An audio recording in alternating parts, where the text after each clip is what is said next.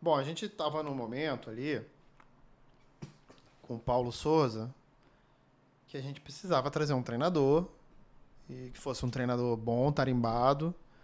E a gente conseguiu, né, depois de muitas tentativas de olhares, né, pelo mercado, no meio do ano é sempre complicado. O pessoal fala, Claro. tira o Paulo Souza, tira o Paulo Souza. Todo mundo queria tirar o Paulo Souza, mas assim, a relação era horrorosa e o Paulo tentava moldar os jogadores à sua vontade e não é assim, pô. Tomara que dê tudo certo. É, eu queria falar de técnicos e depois passar para jogadores, tá? Tá, A gente teve muito êxito com o Jorge Jesus. Eu também vi você falando sobre isso, que também não isso, foi o Jorge Jesus apenas, e sim um grande claro. time. É. Tanto que lá em Portugal ele não conseguiu nada. Mas agora lá na Turquia ele tá indo bem e tudo mais. É, também temos aí o Dorival, né? Que acho que o contrato dele é até o fim do ano. Eu não sei como é Sim, que sim. tá, enfim. Primeiro vamos falar de Dorival, que é o atual técnico, né? O que vocês esperam aí pro próximo ano com ele? Eu sei que o Braz é o vice-presidente de futebol, mas você é o vice-presidente geral e jurídico também, os contratos também passam por você. Passa. Então você, alguma coisa, imagino que você sabe, bastante coisa, inclusive. Como é que tá essa questão? Tipo, será que existe alguma questão que muito se falava que se dos dois títulos que a gente está disputando as finais, se não ganhasse nenhum dos dois, né? Vamos isolar porque ainda tem o outro, mas se não ganhasse os dois, talvez não rolasse aí a renovação. Ganhou a Copa do Brasil, mudou alguma coisa? Ou vão esperar terminar a Libertadores? Ou como é que tá essa questão de renovação do Dorival pro ano que vem? Se vai, se não vai? É. Bom, a gente estava num momento ali com o Paulo Souza que a gente precisava trazer um treinador e que fosse um treinador bom, tarimbado. E a gente conseguiu, né, depois de muitas tentativas de olhares, né, pelo mercado, no meio do ano é sempre complicado. O pessoal fala, Claro. tira o Paulo Souza, tira o Paulo Souza. Todo mundo queria tirar o Paulo Souza, mas assim, tem a multa, tem a nossa responsabilidade como administrador, tem, né, não é tão simples assim você sentado na cadeira de presidente Landim, que tinha que Claro, fazer direito, entendeu? claro. E a gente conseguiu trazer o Dorival, graças a Deus, que eu sou um admirador dele, com contrato até o final do ano. Agora, nós estamos na reta final das disputas, né? Eu acho que não é o momento de conversar nada, né? Sim. Até porque a gente vai resolver isso daqui a uma semana. Quer dizer, daqui a uma semana a gente vai sentar com o Dorival e vai conversar com ele. Claro. Agora, aquilo que o presidente falou, né? Ele precisa também querer, a gente precisa querer sentar e conversar. Então, assim, depois que a gente disputar a final da Libertadores, vai ser um momento de começar a ver esse tipo de coisa, porque o campeonato já está chegando no final brasileiro, vai ter Copa do Mundo. Então, na Copa do Mundo, a gente vai ter todo o tempo do mundo para conversar isso aí. Assim, eu, pessoalmente, sou fã do Dorival, acho que a personalidade, além dele ser um cara talentoso, que conseguiu ajeitar o time e tal, pá, eu acho que a personalidade dele é boa pro Flamengo. A forma como ele trabalha com jogadores, a forma como ele é. Sim. Ele é uma pessoa muito boa. Você conhece, né? Você Sim, sim, sabe, né? sim, sim, sim. Não, e sim, mudou da água pro vinho, né? Assim, Totalmente.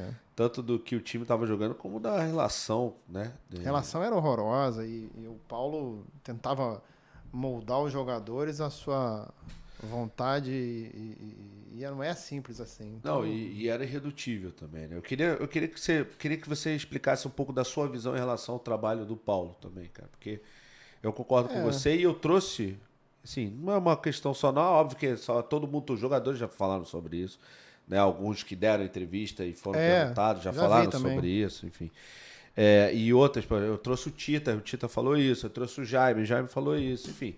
Essa questão dele não abrir mão do esquema tático dele que não foi adaptado para os jogadores. Eu queria mudar muitas posições, mas eu queria a sua opinião em relação a isso. Eu penso exatamente isso. Ele simplesmente chegou com um esquema pré-constituído, né? Assim, escreveu no papel e falou assim: agora eu vou botar.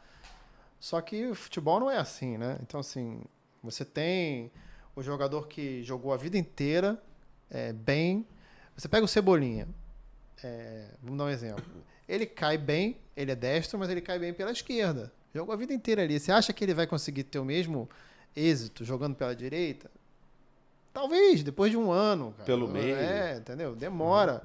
O Marinho também, tu vai botar ele na esquerda como marcando, o Marquinhos marcando, fazendo lateral, o Everton Ribeiro. Não é porque o cara é canhoto que ele vai jogar bem pela esquerda. Então, assim, ele não conseguiu aproveitar o melhor de cada um. E, assim, cara, você ter uma ideia, um projeto, você levar ele no túnel de vento, lá, o carro, o Fórmula 1, beleza, ele andou lindo no túnel de vento, mas bota ele na pista para ver se ele tem chance dele na primeira curva bater. Então, com certeza. não é simples assim. Então, para mim, ele não é um bom treinador por causa disso, porque ele não sabe tirar o melhor de cada um. Então, talvez um dia, se ele ficar 10 anos no clube, ele consiga implantar o sistema dele. Se ele arrumar o canhoto que joga pela esquerda, o destro que joga pela direita, 3 zagueiros que sabem jogar do jeito que ele queria. Enfim, é muito complicado. Você acha que houve... Eu não quero botar nada de um lado contra o outro, nem nada disso, não. Mas você acha que houve demora na troca? E você acha que talvez, se pudesse... Claro, hoje, olhando tudo que aconteceu, graças a Deus que se mudou e que foi o Dorival, porque hoje ganhamos uma final e estamos na final de outra competição importante. Mas ali, naquele momento ali do momento mais conturbado da passagem dele, foi o momento em que o Jorge Jesus acabou ficando livre, né? Isso. Então houve, obviamente, uma pressão, né, externa, estou dizendo, nem sei internamente como foi, mas externa, a gente viu uma pressão por trazer o Jorge Jesus. E eu perguntei isso pro Braz aqui, houve uma teoria, né, provavelmente a teoria da conspiração, de que se esperou muito, né, para quem acha que se esperou muito porque justamente estava se esperando que o Jorge Jesus fechasse com algum clube para aí sim fazer um movimento aqui.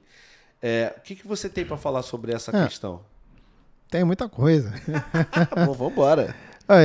Por exemplo, uma coisa que as pessoas, os torcedores, que é importante a participação da torcida, claro. As críticas, a gente está observando sempre tudo, mas a torcida às vezes não tem o contexto global. Então, assim, vamos lá. O Jorge Jesus, a gente passou por uma pandemia horrorosa. Esse ano a gente vai conseguir fechar porque a gente não ia conseguir fechar esse ano. A gente ia ter que readequar o orçamento e tal. Só que a gente conseguiu ganhar esse título e tal, e as receitas foram aumentando. Então a gente vai chegar no laço ali, talvez dê pra gente chegar sem ter prejuízo, né? A gente conseguiu, graças a Deus, senão a gente ia ter que readequar. Mas as pessoas não sabem, por exemplo, que o Jorge Jesus é muito caro. Ele é muito caro pro Flamengo. Aí a pessoa fala, mas o Flamengo tem dinheiro, paga aí. Mas não é bem assim.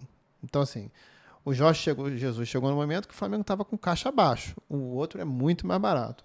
Então, vamos lá. Segundo, era um treinador que estava com o contrato inicial, 4 meses. Estava indo mal? Estava indo mal. Mas a multa com 4 meses é muito maior do que com 6. Claro. Então, assim, o dirigente, ele, fala, caramba, eu acabei de contratar esse cara, eu não estou satisfeito. Mas eu tenho uma multa alta. Tem responsabilidade. Eu tenho um salário. Não falei que você ia gostar desse corte? Então deixa o like. Se você não gostou também pode deixar o dislike, tá? Comenta o que você achou, compartilha esse vídeo. Aqui dos lados tem a playlist dessa conversa toda. Tem também o link da resenha completa lá no BarbaCast. Também tem o corte do Barba e o BarbaCast aqui para vocês se inscreverem, tá bom? 97% das pessoas que assistem ao nosso conteúdo não são inscritas e isso acaba nos prejudicando para trazer outras pessoas ainda mais relevantes. Então, dá essa força, se inscreve aqui e no BarbaCast, beleza? Nós estamos juntos e até a próxima.